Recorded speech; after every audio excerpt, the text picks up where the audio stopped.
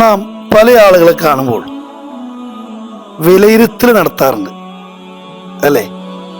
അവൻ നന്നായിട്ട് സംസാരിക്കുന്നവനാണ്, ഇവൻ നമ്മളെ കാണുമ്പോൾ ചിരിക്കുന്നവനാണെന്നൊക്കെ വിലയിരുത്തൽ നടത്താറുണ്ട്. അതേപോലെ തന്നെ എതിരായും നാം വിലയിരുത്തൽ നടത്താറുണ്ട്. അവര് ഒരു കിബറനാണ്, അവരുടെ മോന്ത അല്ലെങ്കിൽ മുഖഭാവം കടന്നൽ കുത്തി വലക്കി ഇരിക്കണ എന്നൊക്കെയുള്ള ഒരു നാടൻ പ്രയോഗത്തിൽ നമ്മൾ പറയാറുണ്ട്. മഹാനായ അലി റളിയല്ലാഹു അൻഹു പറയാണ്,